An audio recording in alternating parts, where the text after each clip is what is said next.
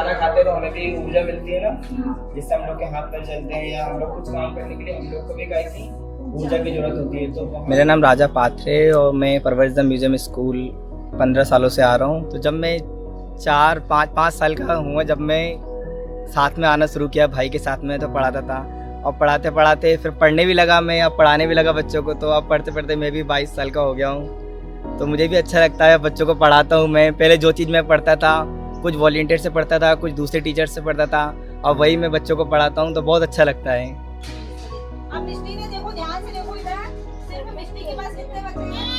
एक बच्चा, क्योंकि मिष्टी ने पता है।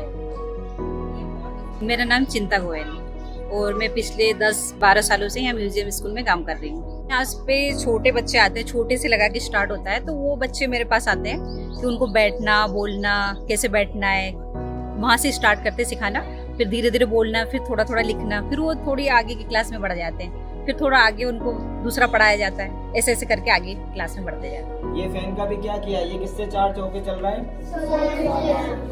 किस तरीके से?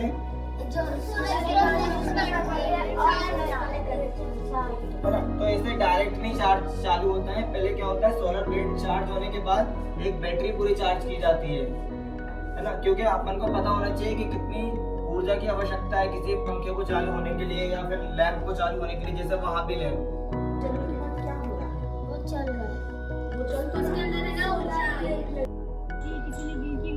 पर सब अलग अलग जगह होती है। पौधे में कुछ अलग प्रकार की सब्जी होती है, कुछ अलग प्रकार की सब्जियां जमीन के नीचे होती है, उसके बाद पौधा ऊपर आता है, पर सब्जियां नीचे, जैसे मूली नीचे होगी और गाजर नीचे होगी, प्याज नीचे होगी, पर इसका पौधा ऊपर आएगा।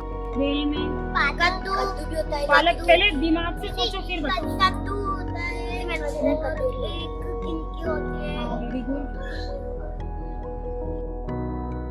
दीदी लौकी।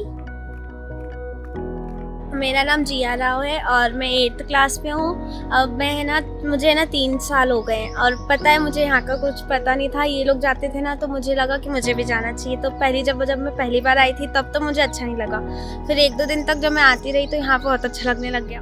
मुझे बुक का साइंस बिल्कुल समझ में नहीं आता, पर साइंस सेंटर में आते हैं और नेचुरल हिस्ट्री म्यूजियम में भी जाते हैं, वहाँ का कुछ पढ़ाते हैं तो वो समझ में आ जाता है। और यहाँ है ना, एक्टिविटी के साथ पढ़ाते हैं, मतलब गेम्स के साथ साथ हर चीज़ मिलती है और मैम हमें बहुत सपोर्ट करती है हर चीज़ में।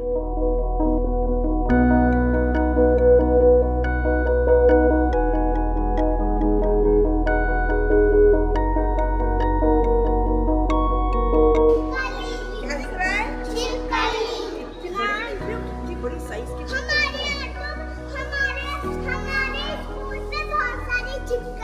अच्छा, आप लोग जैसे दीवारों में चिपकली जाते देखते हो? कितनी बड़ी दिखती है वो?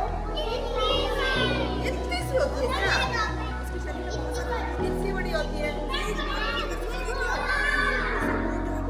तुमसे तेज भागती है, इसके पूंछ होते हैं।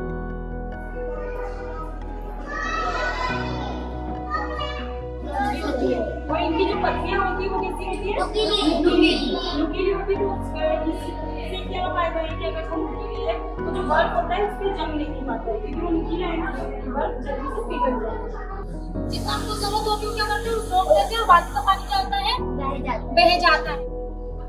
मेरा नाम चंदा है, मैं एमए कर रही हूँ, फर्स्ट सेमेस्टर चल रहा है और परवरिश म्यूजियम स्कूल में मतलब मैं म्यूजियम की जो अंदर की क्लासेस होती है वो लेती हूँ। मतलब पहले जो भी मुझे टॉपिक लेना रहता है, पहले मैं खुद के उसके नोट्स बनाती हूँ, फिर मैं खुद पहले एक बार पढ़ लेती हूँ, फिर मैं बच्चों को उस तरीके से बताती हूँ। मेरा नाम पलक गुप्ता है, मैं 4th क्लास में हूँ। मेरे को यहाँ पास 1 साल हो गया है और ये स्कूल बहुत अच्छा है और यहाँ पास हर चीज़ पढ़ाई जाती है, साइंस में पढ़ाया जाता है हर चीज़, और मैं चाहती हूँ स्कूल कभी ना बंद हो।